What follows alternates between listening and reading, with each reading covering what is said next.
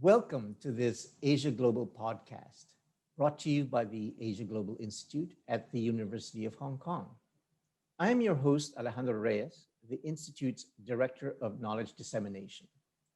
In our programs here in Hong Kong and online, and in the content that we produce, we focus on presenting Asian perspectives on global issues. This podcast is part of our Meet the Author series, where we have a conversation with contributors to Asia Global Online and other publications of the Institute. Joining me now from Nur-Sultan, Kazakhstan, is Roza Nurgozhayeva. She serves as Vice President General Counsel at Nazarbayev University in Kazakhstan. Until 2020, August 2020, she held the position of postdoctoral fellow at the Center for Asian Legal Studies in the Faculty of Law of National University of Singapore, NUS. Before joining academia, she practiced law for more than 7 years as in-house counsel for a commercial bank, a member of an international financial group, where she provided support for bank operations, major acquisitions, securities issuance, and litigation. She completed bachelor's degrees in law and economics in Kazakhstan and a Master of Laws degree at Cornell Law School. She holds a doctorate of the science of law, also from Cornell in the United States. Her research interests include comparative corporate law, corporate governance, state-owned enterprises, emerging markets, and law and development. So welcome, Roza. It's lovely to see you. Thank you very much. It's my pleasure to be here and talk to you tonight. Yes, great. Thank you. So your article trending on Asia Global Online is about the impact of COVID-19 on corporate law in Asia. Now, the effects of the COVID-19 pandemic are widespread and are likely to change the legal aspect across many, if not all, jurisdictions in Asia. That's what you argue in your article.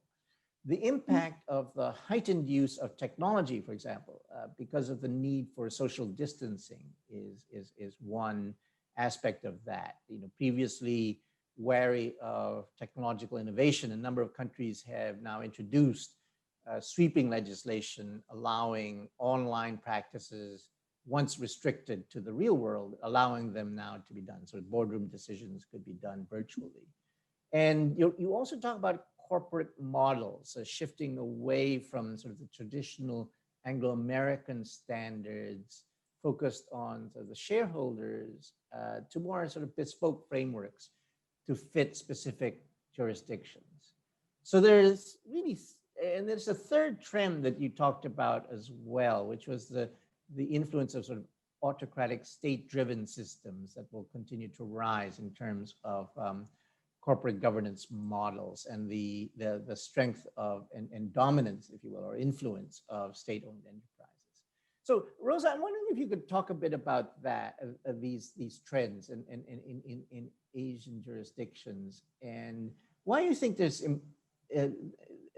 are important, why we have to understand them, and particularly looking forward post-COVID. Mm-hmm. Thank you very much. It's a great question. Yes, indeed, in my article, I talk about measures that represent an immediate response to the new environment caused by the global pandemic. I argue that certain norms, being very technical, will remain short-term. For instance, the extension of reporting periods, and then other norms might symbolize the important transformation or shift, as you mentioned, of corporate law and governance in the future. So as you said, yes, I highlight three main trends, and I want to go through them briefly. First is increasing penetration of technologies in corporate decision-making and general digitalization of economies that call for a close examination of the existing corporate governance standards to understand if these standards still are relevant and provide necessary protection, or they require an update and review. While the effect of frontier technologies on corporate governance can help with transparency and simplification of many business processes, I think that it's clear that it also involves new challenges and reinforces technology-related risks.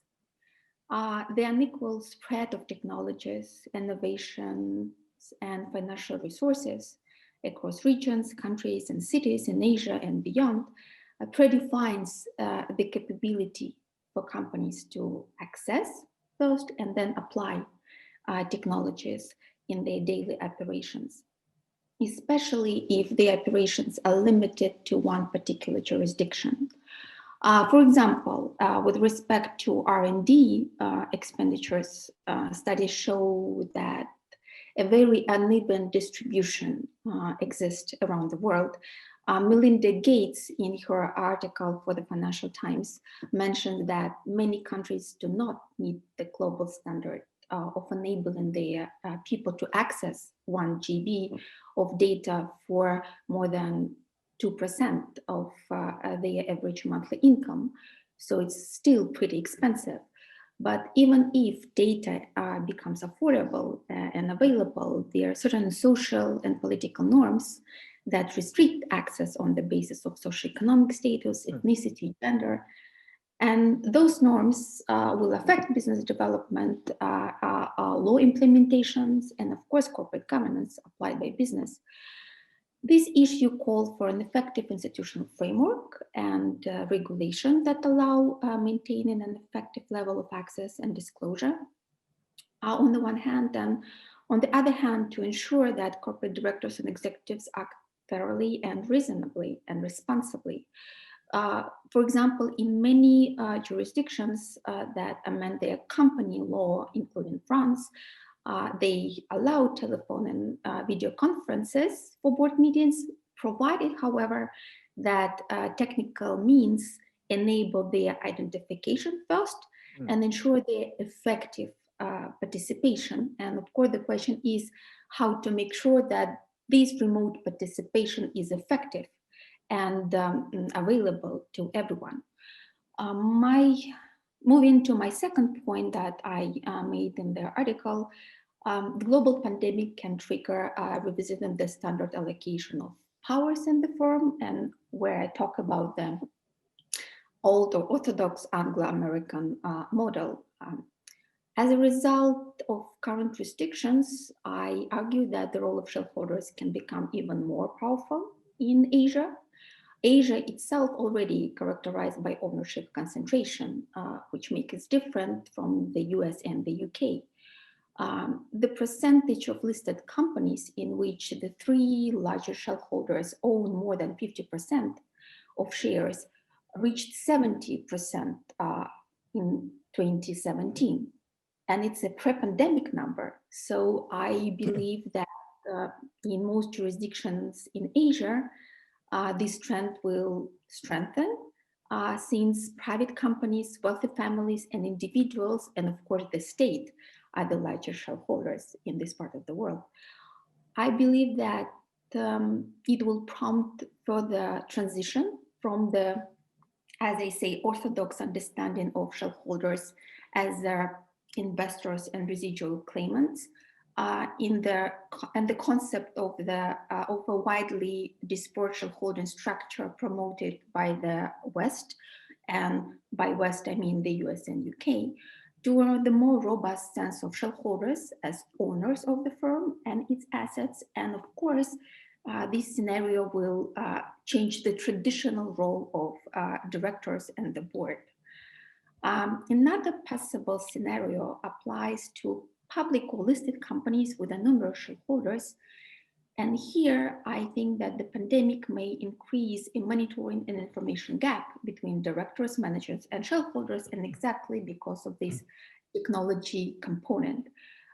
In the conventional corporate governance system, the board decides on the company's strategy, supervises managers, and defines performance expectations.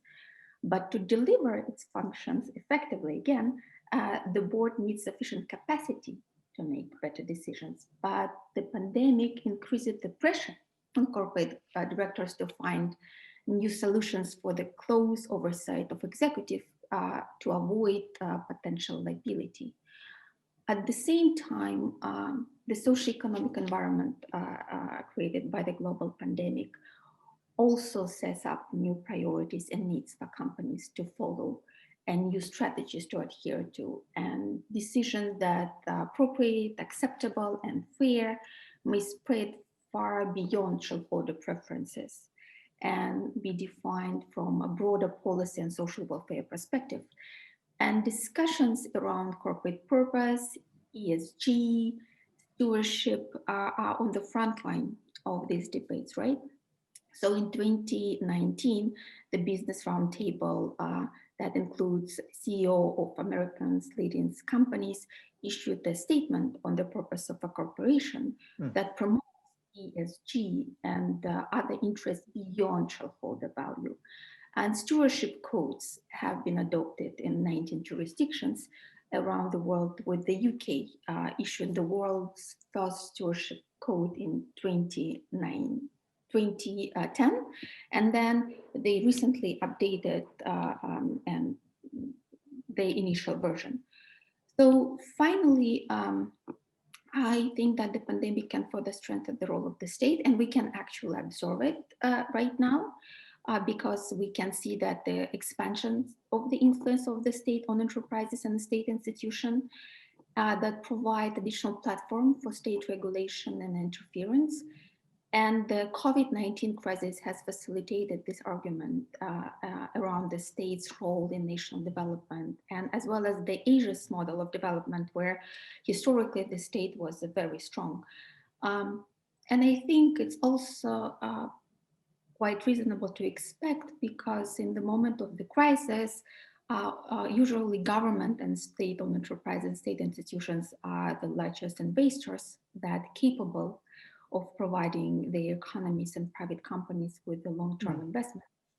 Yeah, and these long-time horizons help domestic firms to overcome institutional and market uncertainties created by the global pandemic. So I expect this trend to affect the future of corporate law and corporate governance. And I think that these three trends, they actually originate or were promoted, not promoted, but existed in Asia for a long time.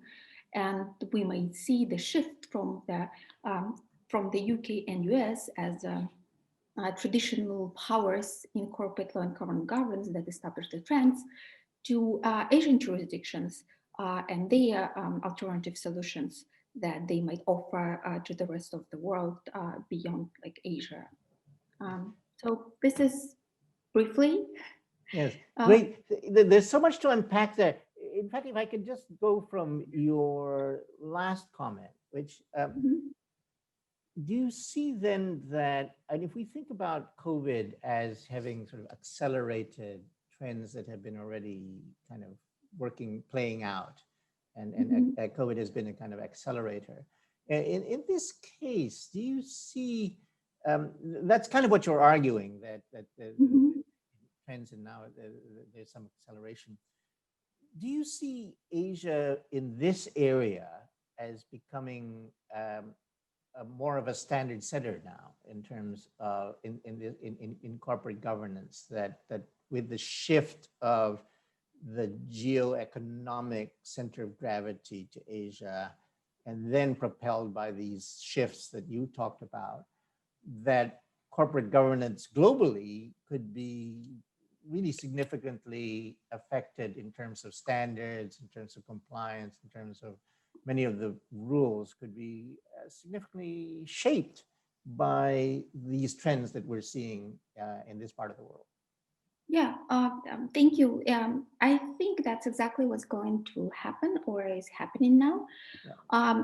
The standard that we all refer to best standards or best practices of corporate governance. So these best standards or best practices were created by Washington Consensus, or these US located international institutions and like OECD standards, World Bank standards, International Financial Corporation, as well as largest US and UK companies. But the study shows that these companies, well, starting from them, they actually represent the minority of companies.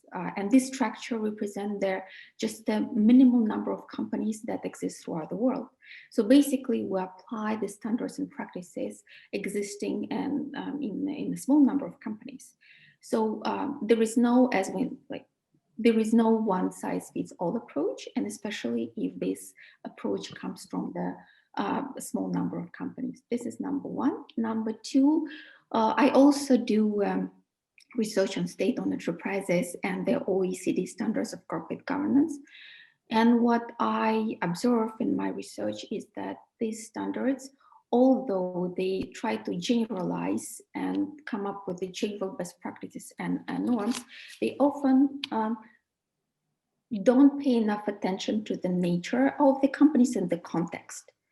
And the context, as I mentioned, is that now Asian jurisdictions and as well as many jurisdictions outside of Asia and North America, like South America, Africa, and like Eurasia, where I'm coming from, they demonstrated different models and they try to adapt best practices, but then they modernize them, then they try to adjust them. And in the end, it's not exactly the same best standards and practices. However, they work perfectly well for this particular context, because I think the purpose of the rule is to serve the context, right?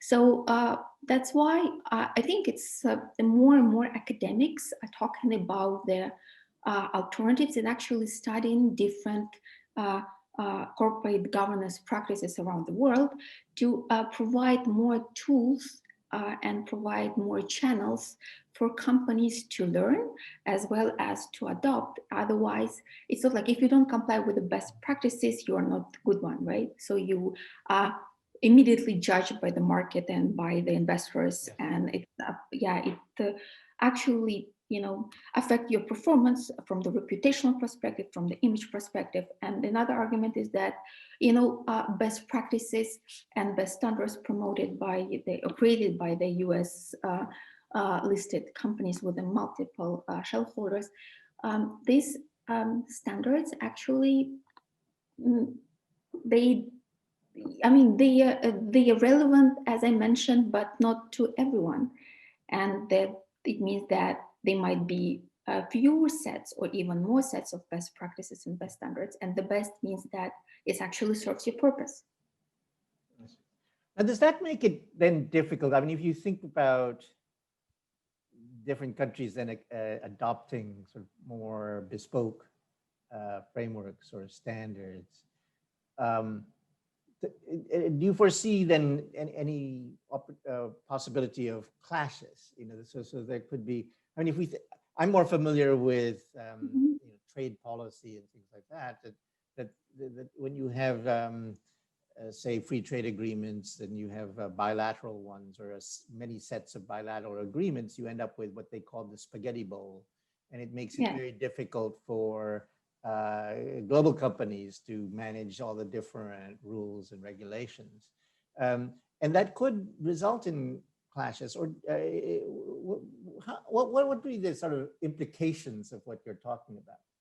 Yeah, well, I totally agree with you and with your argument that if we don't have a single metric, so it's a curse and blessing. So if you have a single metric, it's easy for you to assess and estimate and make certain judgments. But at the same time, how general it can be, because if it's too general, then it's also less effective and not efficient at all. So I think that why these debates around corporate purpose and why why we have a different firms and about the diversity of demands and needs beyond like shareholder value and shareholder preferences, why we have why these debates actually emerged. Exactly because there is a call for diversity and inclusion. So, and there is a call for a more sophisticated metrics for assessing companies' performance and corporate governance. Yes. I think that I understand that there are certain limits exist. Otherwise, it will be really hard to move across jurisdictions, exactly as you said, especially for global companies that operate in many parts of the world and have to kind of, you know, make it um, make it across different jurisdictions and make it and standardize it to a certain degree. However, I think it's actually the choice of the companies themselves.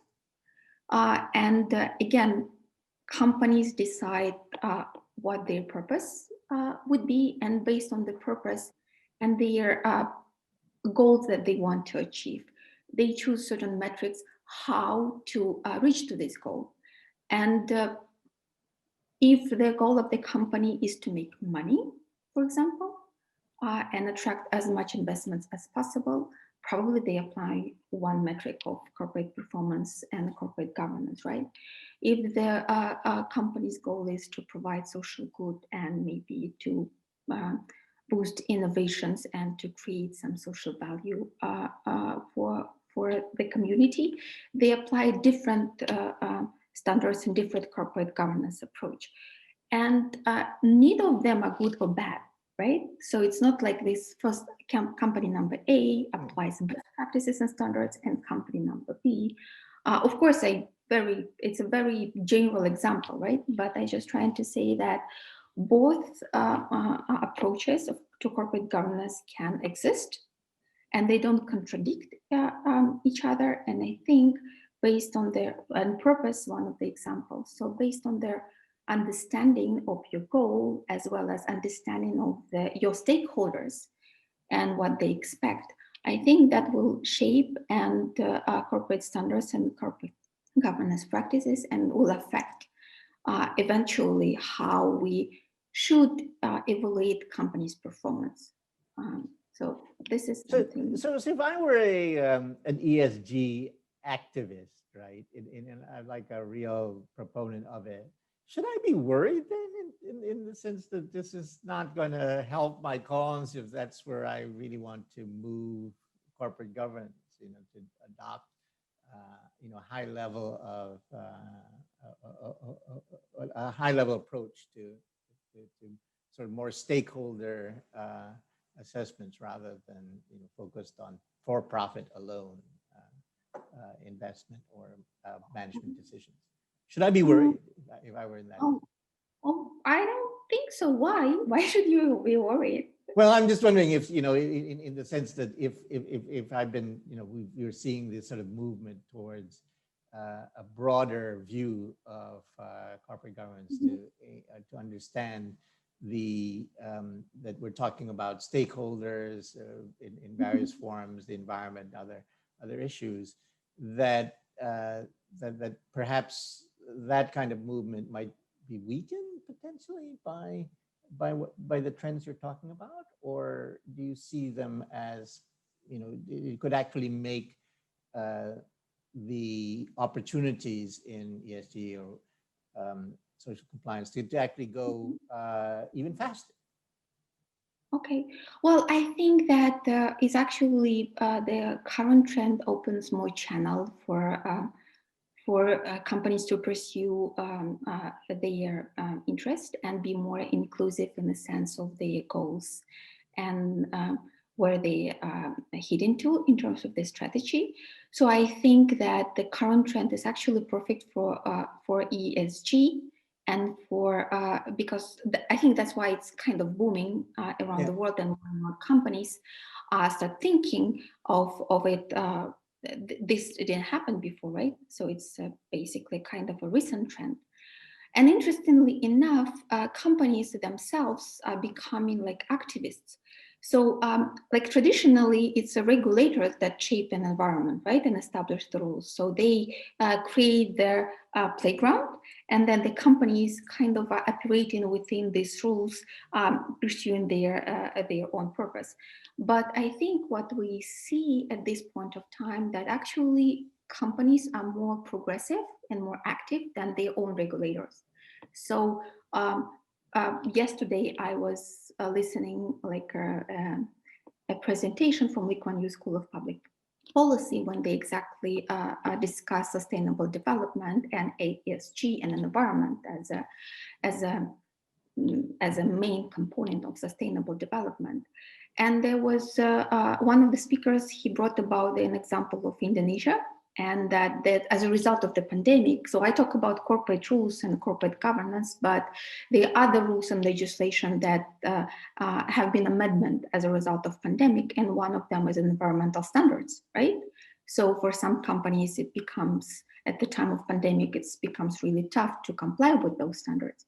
So that's why the government decided to provide them the relief. And then the group of companies were very active in terms of ESG investments, actually wrote a letter to government arguing that you were wrong. You should not do that. So don't use the pandemic as an excuse, because there's certain rules that needs to be changed, but there's certain rules that can have a very robust and strong long-term consequences. So we should not change it just because it's tough for some people to comply with it. And for me, it's an example of the new trend among companies and corporations. And of course, this trend will change the way how they make decisions and how they decide what's important for them and what is not, and how they select the board and directors, how they incentivize the executives. And I actually think that this trend is helping companies to understand their role in the society and the economy with a much broader vision, not just, okay, it's purely commercial setting. It's actually very much a socioeconomic component, a socioeconomic actors. Yeah. Interesting, because I guess the impression a layman or a non-expert might have is that what you just said, that in some ways companies may in fact be more progressive than the regulators themselves. I mean, because of course, you know, if you think about the big headline news about Ant, you know, the IPO that was supposed to go ahead and then was held back. I mean, it's kind of, I guess, reinforced the impression that the regulators are king, and that they're, you know, that they tamp down a lot of the what companies want to do. Yeah. So I guess that's an interesting insight. Now, the technology issue is something that I'm interested in, because what about the opportunity for fraud or and the cybersecurity issue?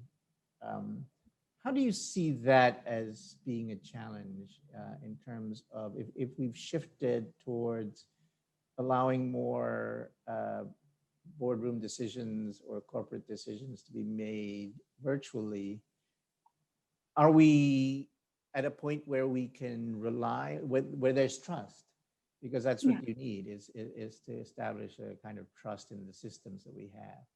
Yeah, exactly. That's a very good point, because the trust is largely missing, especially in the jurisdictions or in countries where technologies are not that developed. So it's not the part of the many people daily life, and companies operate in a very traditional, you know, paper-based.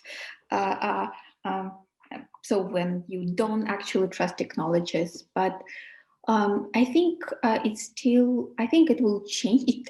I agree with you that it will take some time to build this trust. And I think the main component and what will help to build this trust is the access to technologies, because you don't trust what you're not familiar with, right? So usually people don't trust new things, but remember at the beginning of the pandemic, well, at least I participated. We had all face-to-face, all our meetings were face-to-face. So we didn't think about technology and that we can actually have our online meetings quite successfully. But then we like studied these technologies. We got familiar with them, and now we are very comfortable with them. This is number one, I guess. Access and the practices, as well as familiarity with technology, will help to build this trust. Cybersecurity, and as well as insider trading, that and access to corporate information, that's a big issue that you said. But I believe that like what we learned even during this time of the pandemic is that technology usually catch up really quickly. People very creative and they come up with new ideas and solutions. And I think that, as you said, like a cybersecurity has been an issue for quite a long time when we moved from the cyber and cloud space where we shared our information and we tried to protect our information, and this hackers attack do not help us to move to this cyberspace. But I believe that it's a supply and a demand issue. There is certainly a demand, and I think that there will be a supply of new solutions and technologies. And of course, there will be many cyber attacks, but um, I guess many countries now need to take it quite seriously, like such issues as data protection or cybersecurity. I'm in my jurisdictions, I think we have these laws, but we haven't considered it seriously because there have been no much applications. But being like a quite a realistic person, what I see that if usually something happens, then the regulators react to that, right? Yeah. Yeah. So far, like that's I noted that if there's some cyber attack, or if there is um, someone hacking the personal data, then you see an active measures taken to prevent this from happening. So it's very much a follow-up approach, but I hope it will happen. So technology will move on as well as the protective measures. Thanks. Rosa, you started your career practicing law as in-house counsel in a commercial bank. So tell us a bit about that shift from being on that side of things to then shifting to academics, to be doing research in these particular areas. It must be fascinating seeing something you experienced in real practicalities, the real practical experience, to now talking about essentially analyzing a lot of the experiences that you had and the trends that you saw. Well, I think that I was been always curious about many things. I guess at some point of my career, I realized that I didn't have much of theoretical or conceptual knowledge about practices that I can observe. And then also I realized that I'm not exposed to international practices enough. And I think this is very important it doesn't matter whether you operate in one country or you tied to one jurisdictions or you operate in a few jurisdictions. I think this comparative international perspective very important for anyone to in their decision-making process, right? So I was curious about different practices and different legal systems. So that's why I decided to go to the US, because still, the power of the brand, the US law school, I consider it one of the best and prestigious. So I was the victim of this power of the brand. And I was all curious about the common law tradition, because I come from a civil law country. So it's a very different for like civil and common law traditions. They're very different. So I was curious about that. And then while being at Cornell, I got this opportunity to continue with my GSD degree. So I think I was quite lucky to get in to the program. And I'm grateful for that because it's expanded my understanding of the world. And then I read a lot of, and I had the chance to learn a lot. And I think that's when the shift from like a practical to more scholar, approach happened for me. So I like, for me, it was a milestone. My JSD program at Cornell was a kind of a milestone that changed my perspective tremendously. And then when I came back, I had the chance to join Nazarbayev University, but again as an administrator. And I think that the uh, educational administration is very challenging because no one talk about you when everything goes smooth, but Right. if something happens, like a faculty and academics, they immediately react to that. And then where is administration? So I think actually was a great, it's still a great experience and challenge for me. And I got a lot of skills. So I had a chance to learn how educational institution and educational industry actually operate from inside. So it's a very valuable lesson and understanding, as well as a dynamic of relationship between the administration and the faculty is also very great insight. And but also this experience at NUS and this 2 precious years with the National University of Singapore Faculty of Law and Center for Asian Legal Studies actually convinced me that I take my research seriously and my academic ambitions seriously. This is something I'm passionate about, and I hope that this is my next step, and this is something that I'm going to do in the future as a part of my career. Now, one of the issues in Asia, Asia Pacific, I mean, we're talking a very large part of the world. I mean, your part of the world is sort of Central Asia, all the way to Australia, New Zealand, the Pacific Islands. I mean, such a diverse place. Yeah. And so talking about legal systems, it's also quite diverse.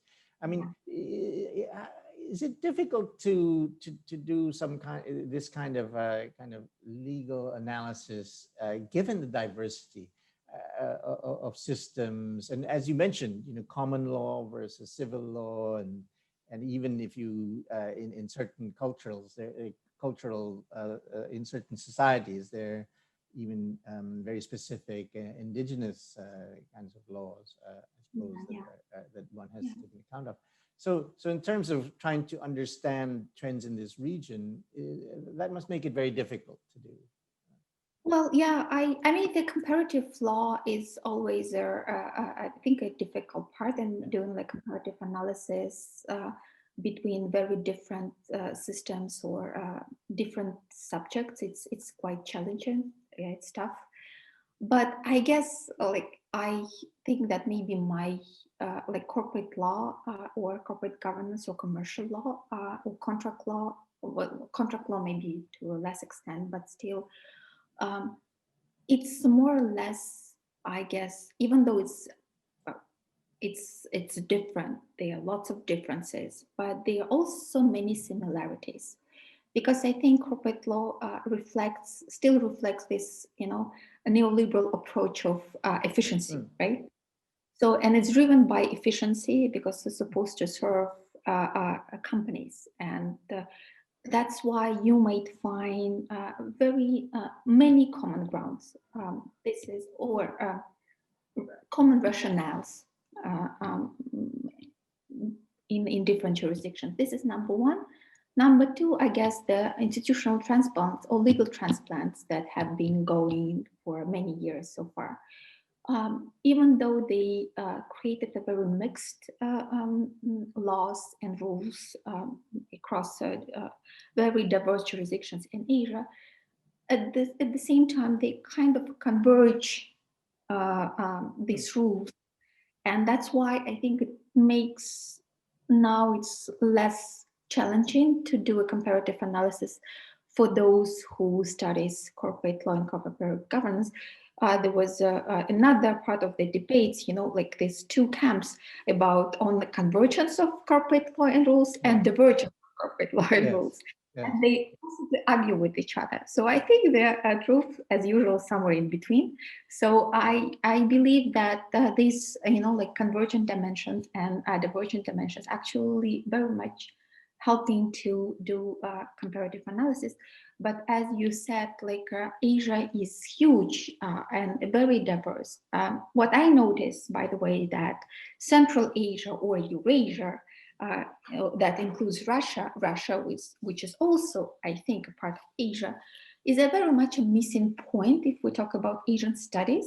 Yes. And I think this is a black spot and requires, I like hope that will trigger pipelines of scholars from Eurasia and Central Asia, so they can tell more about this part of the world, including myself, from the legal and institutional perspective, because I think, so it's a part of Asia, and it's actually want to be exposed to the rest of the Asia, and so it's in all kind of relations, culturally, politically, economically, but also institutionally. So this is something that I think give me the opportunity to study and increase awareness about this part of the world. Yes.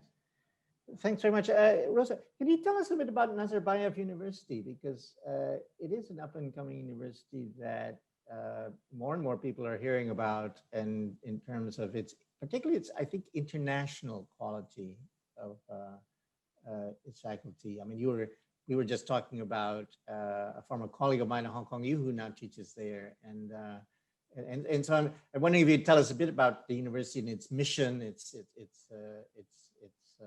objectives. Okay. Oh, thank you. That's a great opportunity and chance for me to talk about Nazarbayev University. Yes. So Nazarbayev University celebrates its 10th anniversary this year. It's a very new university. It was established in 2010, and it was founded by the first president of Kazakhstan. And it's named after him. So that's why it's Nazarbayev Yes. University. So English is a language of instruction, and it was designed as a very modern, Western-oriented institution. So it's in 2011, the president of Kazakhstan signed a law on Nazarbayev University status, and this is something that never happened before. So this law established the unique status and position of Nazarbayev University as a part of the higher education in Kazakhstan. So the idea was to create the country's own brand instead of creating, international recognized university campus in Kazakhstan. So the idea was to create its own institution and work together with international partners that will help to establish and build this brand with us. So that's why Nazarbayev University partners with the University of Wisconsin-Madison, Fuqua School of Business, University of Bespoke Medical School, Colorado School of Mines. So each school, National University of Singapore, Lee Kuan Yew School of Public Policy. So each school has its own strategic partner that work together with the school to, develop the school and bring it to the next level. So also the idea was behind the creation of this university is to facilitate the shift from a commodity-based to knowledge-based economy, because Kazakhstan is well known for exporting its commodities, and that's the main source of income for our budget. So the idea was to move to a knowledge-based economy and develop human capital and nurture talents within Kazakhstan so they can boost economic development further. And this also was a new model for higher education. So the law basically established the autonomous status of Nazarbayev University, independent from the government and state institutions. It's also declared academic integrity and academic freedom as the main pillars for the institution to, to operate and exist. Nazarbayev University in 2017 joined the Asian University Alliance. So this is, yeah, I think Hong Kong HUST is a part of this alliance. I represent Hong Kong in this alliance.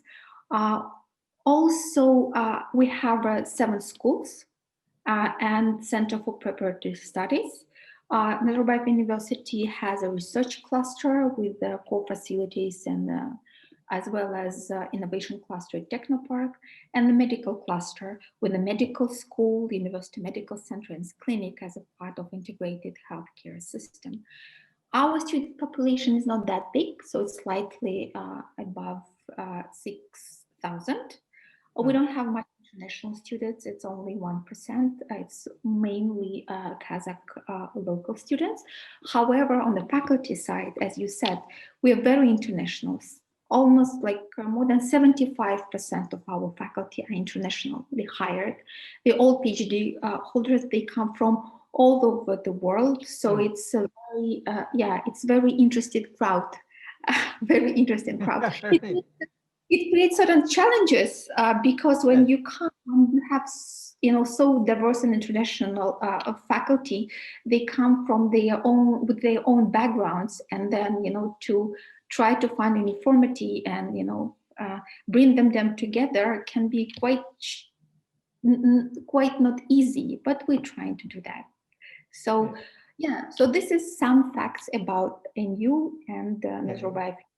Great, thank you very much. Now, you've been very generous with your time. I'm going to close by just asking about the pandemic specifically and how Kazakhstan has been coping, how the people of Kazakhstan have been coping, how the university itself has been coping with in terms of education and learning, and your own experience. What are your thoughts at this point in terms of dealing with COVID-19?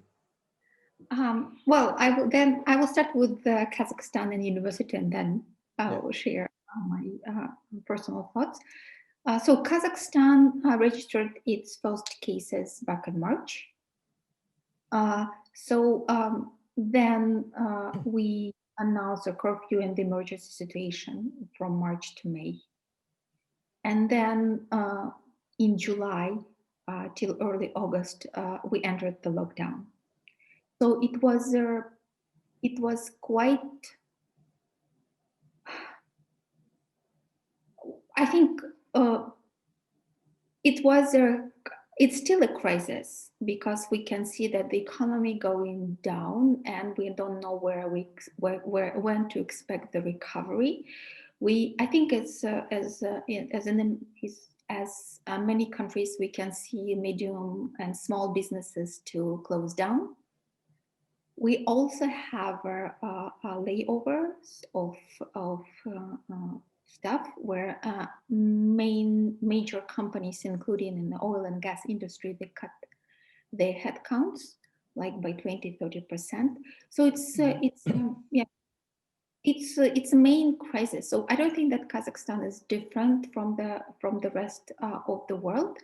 Also, it was a healthcare crisis, especially in the summer, where all the hospitals were full, and so we had to rush and build new clinics and hospitals to serve COVID patients.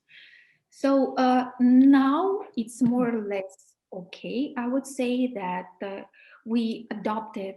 our Ministry of Health adopted the so-called traffic light system when you go from red to yellow, and then. So last week, like for example, the place where I'm located currently, Nur Sultan, was moved to a green zone, although there's some part of the country was still in the red zone. So it's changing every day or every week. I think that we registered approximately 800 cases daily. And if we talk about the number of confirmed cases in Kazakhstan, it's 129,000 cases plus a few hundred, and 1,990 deaths. So this is the number that I give you as of November 27th.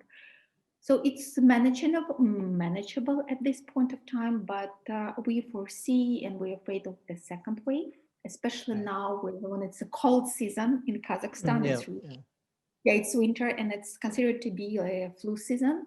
So our Ministry of Health predicts or expects or afraid of a second wave that they think might happen in December, January.